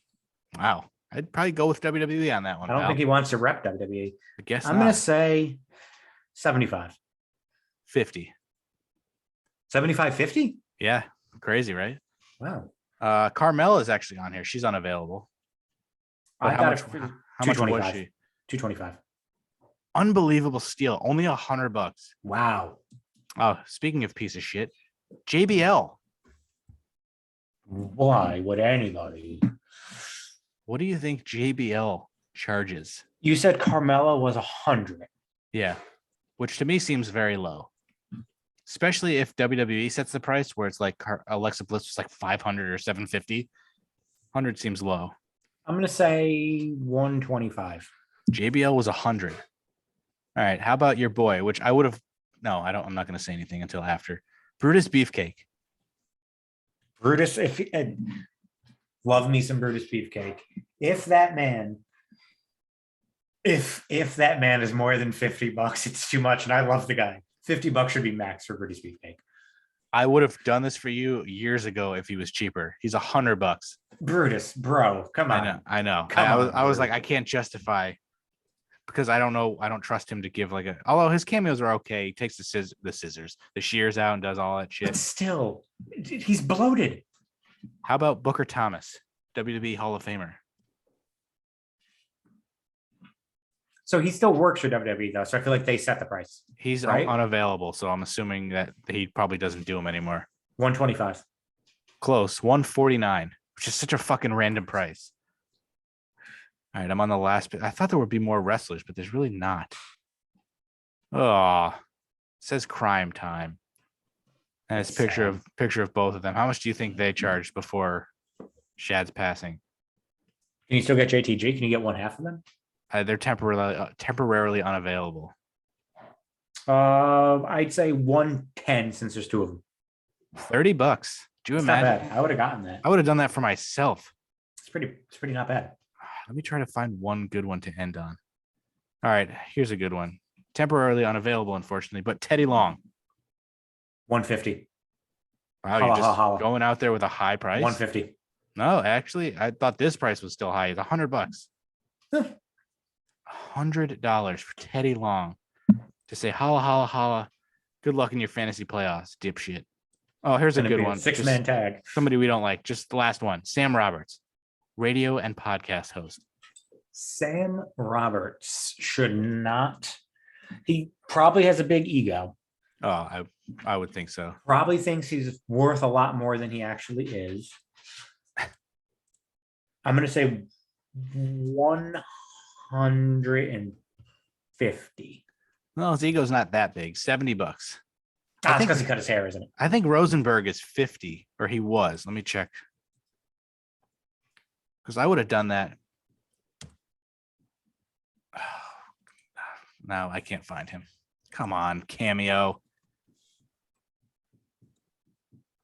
Peter Rosenpenis. Here we go. Personal use is $50. For business, $350. So I always wondered if we could find somebody to give a shout out to our podcast, we could go halvesies on it. But I don't know if that counts as for business use. So it says engaging video content for your company, customers, or employees. Like if I requested a personal use to just say, hey, listen to this, that rant. Think that'd be the personal one? Because Probably. it's not really a business, right? Like we could get Don and Peter to do these for like under $75. I think Don's still under 30. I hope you just noticed that. What? I just randomly have an alcoholic beverage in my hand now. Oh, Didn't even have to move. I'm looking at Cameo. You bastard. I was Oh, not. I was It not came paying. off camera. And I just came. Whoop, Of course. alcohol. Did somebody make that for you? Yeah, Kate just Or came did you upstairs and handed it to me. Didn't even ask for it. She knew. She knew. All right. Since it's that time of the year, I'll attempt to guess. I have a few guesses, but we're gonna do your top 5 Christmas movies. I also Then- had some honorable mentions that really could have made it a top 10 because I have 5 honorable mentions. We'll get into your top 5, then we'll do the unusual deaths, and then we'll wrap things up. But I'm saying Scrooge is in the top 5. Scrooge comes in at number 5. Scrooge, Bill Murray classic. Are you gonna do like little synopsises of the movie? Synopsi for people Well, who really, haven't seen them? Scrooged is kind of like I just watched that recently, like last year. it's like a retelling of why am I blanking? I can't think of the word. You mean the movie? It's a retelling of a story. Yeah, I can't Christmas? think of the. I can't think A of the Christmas story. Thank you. Is that A what Christmas it is? Carol. Christmas Carol. There you go. I couldn't And- think of it. And when I watched it, he has like the weirdest, like they look like acne scars all over his face in that movie, and he's got a terrible haircut. And I heard he was an asshole on that set, which is I feel like he's an asshole on every most set. sets. Yeah. But I would say Scrooged. All right. And the other guest that I would think would be in your top 5, at least an honorable mention, would be one of the Home Alones. Home Alone is an honorable mention.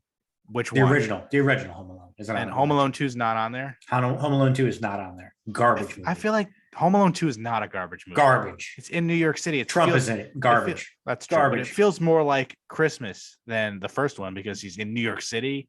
Christmas. I'm shocked that's not on your list. I don't know that many Christmas. I don't like Christmas movies.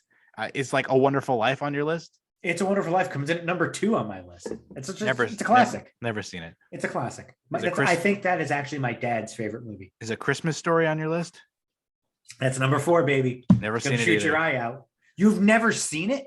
Nope. I don't like Christmas movies. I don't care. I'm- It's fucking amazing. It just I don't. It's on for 24 freaking straight hours on TNT and TBS. I don't enjoy those feel good movies. Like I'm not a good guy.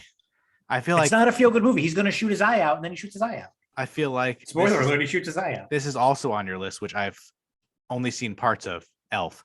Elf comes in at number 3 for me. Literally no desire to see that movie. It's a really good Will Ferrell movie. It's really good. Literally no desire to It's see. really good. Like I don't like Christmas Big fan. movies.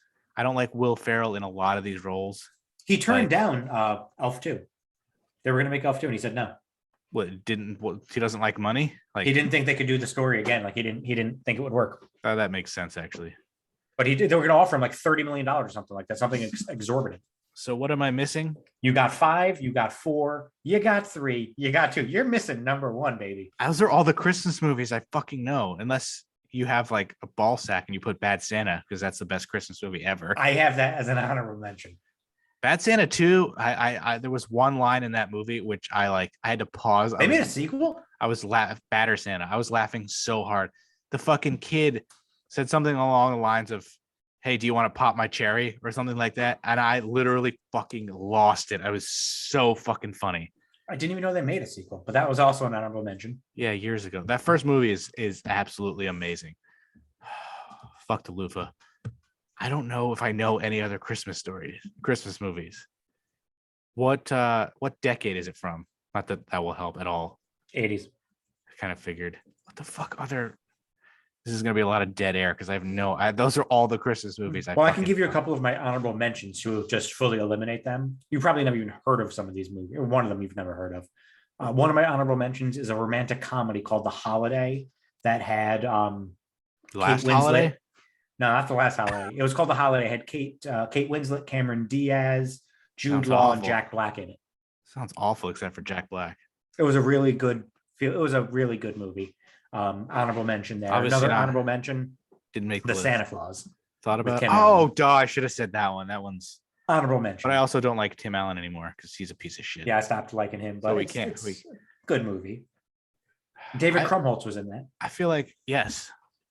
I actually know who that is. I feel like I did pretty well getting. You got 4 of the 5. The fact that you What's haven't guessed the what's fifth one the- is actually upsetting me. Well, I feel like Home Alone should have been number 1, and it didn't even make the list. What's my list? Who you taking out? Who you taking out? Fucking the stupid fucking. I don't. I already forgot half your list. It's movies I haven't seen, so I can't honestly say that I would take them out. There's probably it's from the 80s, so it's not like some fucking black and white Christmas. 89. What else is there? I there's no way we could be sitting here forever. So I have no idea. I'm gonna have to pass, and I'll take the 4 out of 5 points. You got 80%. Chevy Chase is in it. Oh fucking duh! Come on. I haven't seen that either, and every year I'm like, I need to fucking watch that. It's of course, so good. of course National Lampoon's Christmas Vacation comes in at number 1 for my list. Even though they don't go on vacation. Well, people are coming there for Christmas Vacation. That's my number 1 holiday Christmas movie of all time. I should have known that because I keep. There's so many good lines in it. Cousin Eddie being like, the shitter's full. Like you have to watch it. Although it's weird that the kids, I don't think the actors are the same in any of the movies. Because I don't think Anthony Michael Hall wasn't in the second one. No, Johnny Galecki played Russ Griswold in Christmas Vacation. In Christmas Vacation, Juliette Lewis played Audrey. In Christmas Vacation. There were 4 different movies, 4 different sets of Griswold kids. Oh, I should have known that one because I love Chevy Chase. I'm actually upset that you did not guess that. I might do a top 5 Chevy Chase movies, but I haven't seen Christmas. I've seen all of them except for that one. I never got around to watching that. You should. You need to do me a favor, watch it. I should because it's the Christmas season. I'll finally watch it. It's on probably every other day. But those other ones sound awful. Scrooge? No, Scrooge was fine, but the other ones, the fucking like 1940s, It's a Wonderful Life or whatever the fuck it came out, just not into the Christmas movies. It's understandable. So go back. What's 5 through 1? Just to give everyone a recap, because so number 5 was Scrooge, Bill Murray classic. Number 4, A Christmas Story. Number 3, Elf. Number 2, It's a Wonderful Life. And now number 1, National Lampoon's Christmas Vacation. I also had Die Hard as an honorable mention, since Die Hard invalid. Is a Christmas movie, supposedly. It's not a Christmas movie. If somebody says, do you want to watch a Christmas movie? I'll say Die Hard because I don't want to watch an actual Christmas movie. But just because it's on Christmas doesn't mean it's a themed Christmas. Yeah, I agree. But I had it as an honorable mention because some people do consider it a Christmas movie. So I would probably have Bad Santa as my number 1. And I haven't seen any other Christmas movies besides Scrooge. So that's number 2. I'm Home sure Alone once I see. That's true. But I'd probably put both of them on there. Would you put Home Alone 3 above Home Alone 2? What, like fucking that list from who had that list? Barstool? Was it Barstool? It was Barstool. They didn't even have Home Alone 1, or they had Home Alone 3 and then like Home Alone 2 after that. That's like you're an idiot. Yeah, garbage. All right, I'm on the wrong page because we need to do the best segment that we have. At least it's my favorite. The list of unusual deaths, baby. Give me a year. All right, so we've done more recent 80s, 90s, 2000s. Let me go 1950s. I'm going to go 1950s. Let's go with 51. I wish there were more deaths. Oh my God, there's really nothing. Oh my God. It goes from 1948, 1951, 1958. So there is one in 1951. How was there only one though? Like in the 50s, that's weird. 2 in the 50s or whatever it was. Mary Reeser. Okay. All right. The body of Mary Reeser, a 67-year-old woman from St. Petersburg, Florida. Oh, she died? Was found by the police almost totally cremated where she sat. Spontaneous combustion. Please tell me it's spontaneous combustion. This isn't Spinal Tap. While the apartment was relatively damage-free. Spontaneous combustion. Some speculate she spontaneously combusted. That is a pretty straightforward, not much to the story, but a woman was almost totally cremated and they don't know why. Oh, I can't wait to research that one. She actually has a Wikipedia page with all the information on her death, but that's not what we do here. I read you the little blurb, and then you have to wait an entire week to figure out exactly what happens. Hopefully, most people don't Google it and they wait and listen to the next episode. Research the shit out of that. So Mary Reeser, she died at 67. She was cremated almost completely, yet there was like no damage to her apartment. Relatively That's damage free. amazing. She might have spontaneously combusted. I can't wait to find out. For once, I am not going to go into the exit and say goodbye to you because we still have one more segment left, which is on this day. So Ramey sees clearly, and he will give us things that happened on this day. you know, we how we have the opening. We really should have Edge's theme song on this day playing before I do on this day. Then we're gonna get copyrighted on YouTube. That's true. So born on this day, I only did one person. You could sing it. I don't sing. I'm only going to do one person that was born on this day because I don't think anybody can top this. Pope Francis was born on this day in 1936. He's 85 today. I'm not a big religion guy. Not a big Pope guy, huh? Not big. But is that the current Pope? I believe so. Yes. Oh, really? That's pretty. Pope. So nobody else was born on this day, just the Pope. I only went with the most famous. I don't think anybody's on top of the Pope. Was there anyone close? Anybody good? Like, not really that I saw. So I guess today's just a shitty day then. So I'm going to go. A couple people passed away on this day that were rather famous. Also, breaking news: Pope Francis passed away 5 minutes ago. Awkward. At the age of 96 in 2016, Henry Heimlich, the inventor of the Heimlich maneuver, passed away. Go figure. Did he choke? Yeah, that would have been funny. That would have been terrible. Kim Jong-il, the dictator, Jack Fuck, and supreme leader of North Korea, died on this day in 2011 at the age of 70 from a heart attack. Good. Yeah, should have died sooner. That is a good death. Some things that happened on this date. Let's see. In 1903, the Wright brothers made the first sustained motorized aircraft flight at 10:35 a.m., piloted by Orville Wright at Kitty Hawk, North Carolina. His first flight lasted 12 seconds, and I throw the cat out of the way for a total distance of longer than I last. Feet. That's well played. They made 4 brief low altitude flights that day. Their last flight, which was done by Wilbur Wright, covered 852 feet in 39 seconds. How do you think they determine? Do you know who's older? Like, do you think they determined who gets to do the first flight? Like, older brother goes. They rock paper scissors. Was RPS a thing back then? They probably dueled to the death. So yeah, he put his brother's dead body in there for the second flight. Kind of cool. In 1986, Mrs. Davina Thompson made medical history by having the first heart, lung, and liver transplant at Papworth Hospital in Cambridge, England. So this was the world's first triple organ transplant done on this day in 1986. Fucked up do you have to be to need all 3? Yeah, that's pretty bad. And this one, I think I'm going to end on a great one that I think you'll appreciate. On this day in 1989, The Simpsons, created by Matt Groening, premiered on Fox as a full animated series with the episode Simpsons Roasting on an Open Fire. So this was their premiere date? 32 years ago. Standalone show. Wow. 32 years ago today. That's crazy. I forgot to bring that Bart Simpson book because we watched that video on TikTok of how like Bart had a blue shirt in a lot of their early stuff, like the merchandise. And I didn't know that because there's so many Simpsons, like Family Guy I'm better at. There's too many Simpsons episodes I haven't seen where they make fun of it. And Homer asks, where's his blue shirt? And he's like, I never had one. What are you talking about? But I have that Bart Simpson book. I'll show it. It's like Bart Simpson's Guide to Life. Like I had that in high school. And there's like one, and they give you like a little scavenger hunt where it was like, go to this page, find this page. And then there's like a secret message that you have to like turn upside down in a mirror to read the thing. So I'll remind me to bring that book on. I don't think I've ever seen a woman naked, heard of that comic book. Or not it's comic, not that book, but I'm kind of interested in knowing about it. How did you get it? Should I get it right now? Nah, I don't think you should get it right now. I think that's a good teaser for next week. It's staring me right in the face. It's like right in a random box.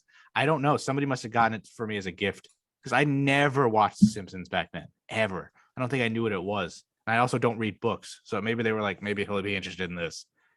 It's a cool book. It's a good teaser for next week. I don't really remember what it's about, but I will maybe we'll open with that. I don't have anything else to taste test. So we'll open with that. So stay tuned next week for the follow-up to Mary Reeser's death, who maybe spontaneously combusted. And you won't remember her name or how she died next week. I will absolutely instantly forget. Every week I never remember who the fuck I said and who died.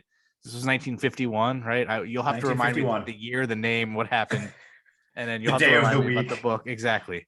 So I don't have an outro song. Maybe we'll get that, but we should get an outro song. But also we were going to hope to record before Christmas next week. God, it's Christmas, which is in 8 days next week. Jesus 8 days Christ. Next Saturday.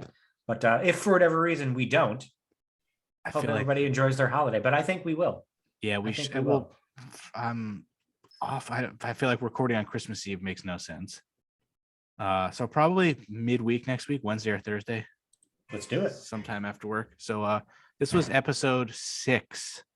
6 minus 1 because 6 minus 1 because we had it 0. Yes. And so thank you for listening. Thank you for watching. And we will catch you next week. Bye.